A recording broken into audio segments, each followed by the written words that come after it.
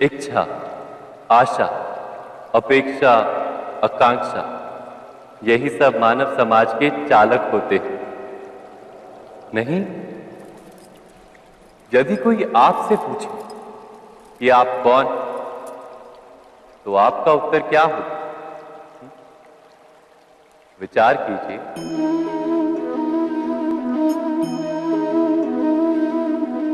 आप तुरंत ही ये जान पाएंगे कि आपकी इच्छाएं ही आपके जीवन की व्याख्या है। कुछ पाने से मिली सफलता, कुछ ना पाने से मिली निष्फलता ही आपका परिचय। अधिकतर लोग ऐसे जीते हैं कि स्वयं भीतर से मरते रहते हैं, किंतु अपनी इच्छाओं को नहीं मार पाते। इच्छाएं उन्हें दौड़ाती हैं जिस प्रकार मृग तृष्णा मृग को दौड़ाती है।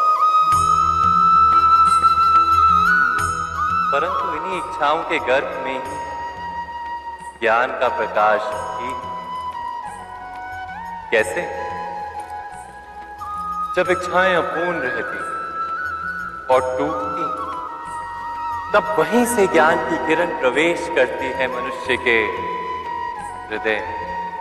ना, ये कथा नहीं है केवल इच्छाओं के संघर्ष, नहीं है केवल महत्वाकांक्षाओं से जन्म लेने वाले भयावह रक्तपात। ये कथा है इच्छाओं के गर्भ से उदित होते हुए ज्ञान।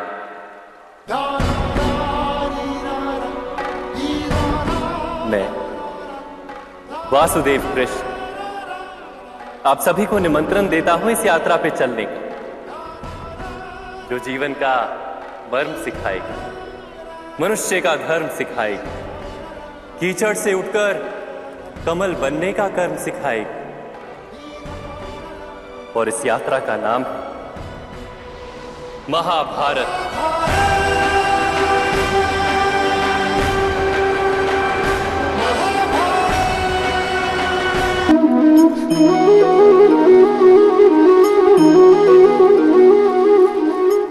संतानों के भविष्य को सुख से भरने का प्रयत्न करना, यही हर माता पिता का प्रथम कर्तव्य होता है। जिन्हें आप इस संसार में लाएं और जिनके कर्मों से ये जगत आपका भी परिचय पाएगा भविष्य में, उनके भविष्य के सुख की योजना करने से अधिक महत्व और हो भी क्या सकता है। किंतु सुख और सुरक्षा, क्या ये मनुष्य के कर्मों से प्राप्त नहीं होते?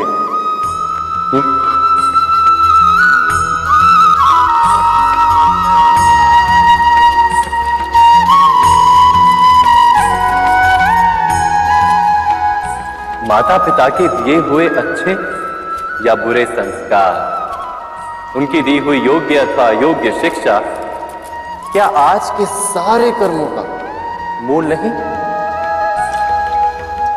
संस्कार और शिक्षा से बनता है मनुष्य का चरित्र। अर्थात माता पिता अपनी संतानों का जैसा चरित्र बनाते हैं, ऐसा ही बनता है उनका भविष्य। किंतु फिर भी अधिकतर माता पिता अपनी संतानों का भविष्य सुरक्षित करने की चिंता में उनका चरित्र निर्माण का कार्य भूल ही जाते हैं। वस्तुतः जो माता पिता अपनी संतानों के भविष्य की चिंता करते हैं, उनकी संतानों को कोई लाभ नहीं होता। किंतु जो माता पिता अपने संतानों के भविष्य की नहीं, उनके चरित्र का निर्माण करते हैं, उन संतानों की प्रशस्ति समस्त संसार करता है। स्वयं विचार कीजिए।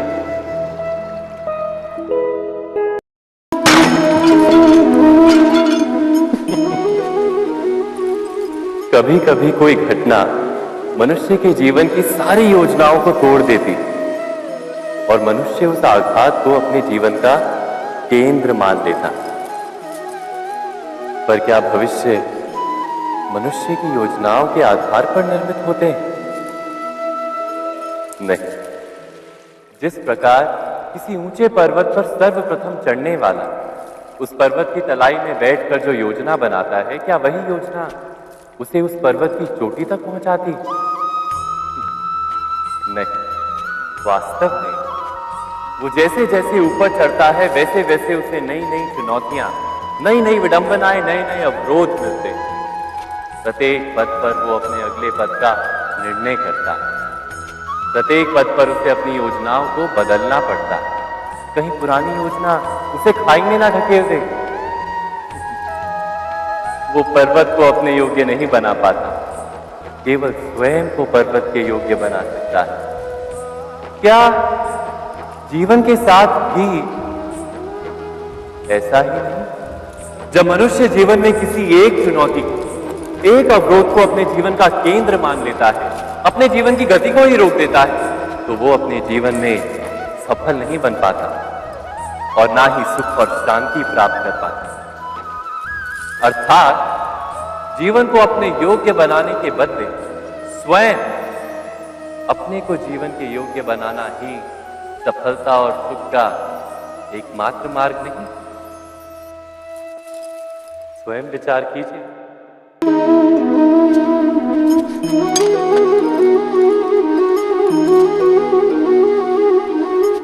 भविष्य का दूसरा नाम है संघर्ष। हृदय में आज इच्छा होती है और यदि पूर्ण नहीं हो पाती तो हृदय भविष्य की योजना बनाता है। भविष्य में इच्छा पूर्ण होगी ऐसी कल्पना करता रहता है, किंतु जीवन ना तो भविष्य में है ना अतीत में। जीवन तो इस क्षण का नाम, अर्थात इस क्षण का अनुभव ही जीवन का अनुभव। पर हम ये जानते हुए भी इतना सा सत्य समझ नहीं पाते। या तो हम बीते हुए समय के स्मरणों को घेर कर बैठे रहते हैं, या फिर आने वाले समय के लिए हम योजनाएं बनाते रहते हैं और जीवन जीवन बीत जाता है। एक सत्य यदि हम हृदय में उतार लें कि ना हम भविष्य देख सकते हैं, ना ही भविष्य निर्मित कर सकते हैं, हम तो केवल धैर्य और साहस के साथ भविष्य को आलिंगन दे सकते हैं, स्वागत कर सकते हैं भविष्य का। तो क्या जीवन का हर पल जीवन से नहीं भर जाएगा? स्वयं विचार कीजिए। पूर्वजों की इच्छा, आशा, महत्वाकांक्षा, क्रोध, बैर, प्रतिशोध, यही सब आने वाली पीढ़ी की धरोहर बनते हैं। माता पिता अपनी संतानों को देना तो चाहते हैं समस्त विश्व का सुख, पर देते हैं अपनी पीड़ाओं की संपत्ति। देना चाहते हैं अमृत, पर साथ ही साथ विष का घड़ा भी भर देते हैं। आप विचार कीजिए, आपने अपनी संतानों को क्या दिया आज तक? अवश्य प्रेम, ज्ञान, संपत्ति आदि दिए, पर क्या साथ ही साथ उनके मन को मैल से भर देने वाले पूर्व ग्रह नहीं दिए? अच्छे बुरे की पूर्व निर्धारित व्याख्याएं नहीं दी? व्यक्ति का व्यक्ति के साथ, समाजों का समाजों के साथ, राष्ट्र का राष्ट्र के साथ संघर्ष क्या इन्हीं पूर्व ग्रहों से निर्मित नहीं होते? हत्या, मृत्यु, रक्तपात क्या इन्हीं पूर्व ग्रहों से नहीं जन्मते? अर्थात माता पिता अपनी संतानों को जन्म के साथ मृत्यु का दान भी देते हैं। प्रेम के प्रकाश के साथ साथ घृणा का अंधकार भी देते हैं, और अंधकार मन का, हृदय का या वास्तविक हो, उससे केवल भय प्राप्त होता है, केवल भय। स्वयं विचार कीजिए। मनुष्य के हृदय में भय का साम्राज्य रहता है सदा। कभी संपत्ति के नाश का भय, कभी अपमान का भय, कभी अपनों से छूट जाने का भय। इसीलिए भय का होना सबको स्वाभाविक ही लगता है। क्या कभी विचार किया है, जो स्थिति अथवा वस्तु भय को जन्म देती है, क्या वहीं से वास्तव में दुख आता है? नहीं, ऐसा तो कोई नियम नहीं। और सबका अनुभव तो ये बताता है कि भय धारण करने से भविष्य के दुख का निवारण नहीं होता। भय केवल आने वाले दुख की कल्पना मात्र ही है, वास्तविकता से इसका कोई संबंध नहीं है। तो क्या ये जानते हुए भी कि भय कुछ और नहीं, केवल कल्पना मात्र ही है, इससे मुक्त होकर निर्भय बन पाना क्या बहुत कठिन है? अवश्य विचार कीजिएगा।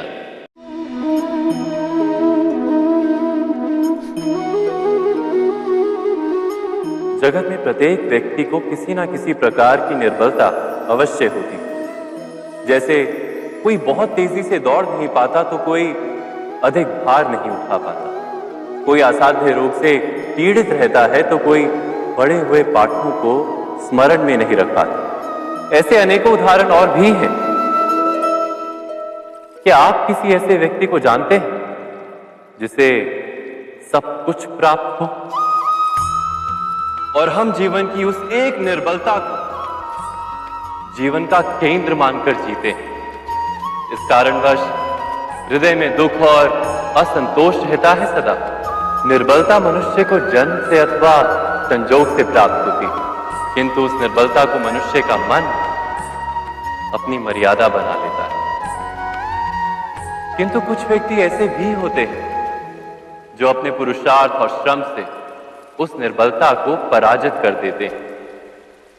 क्या भेद है उनमें और अन्य लोगों में? क्या आपने कभी विचार किया है? सरल सा उत्तर है इसका। जो व्यक्ति निर्बलता से पराजित नहीं होता, जो पुरुषार्थ करने का साहस रखता है हृदय में, वो निर्बलता को पार कर जाता है। अर्थात निर्बलता अवश्य ईश्वर देता है, किंतु मर्यादा मनुष्य का मन ही निर्मित करता है। स्वयं विचार कीजिए।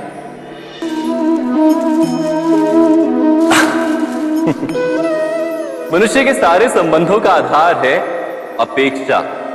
पति कैसा हो जो मेरा जीवन सुख और सुविधा से भर दे? पत्नी कैसी हो जो सदैव मेरे प्रति समर्पित रहे? संतान कैसी हो जो मेरी सेवा करे, मेरा आदेश माने?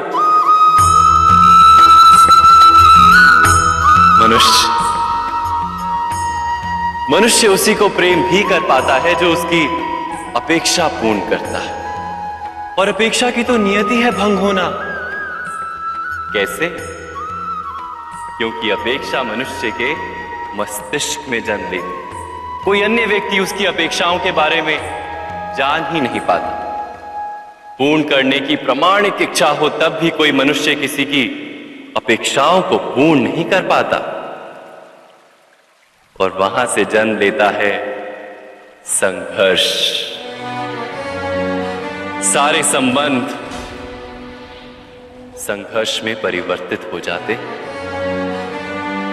पर मनुष्य अपेक्षा को संबंध का आधार ना बनाए और स्वीकार करे केवल संबंध का आधार, तो क्या ये जीवन स्वयमेव सुख और शांति से नहीं भर जाएगा?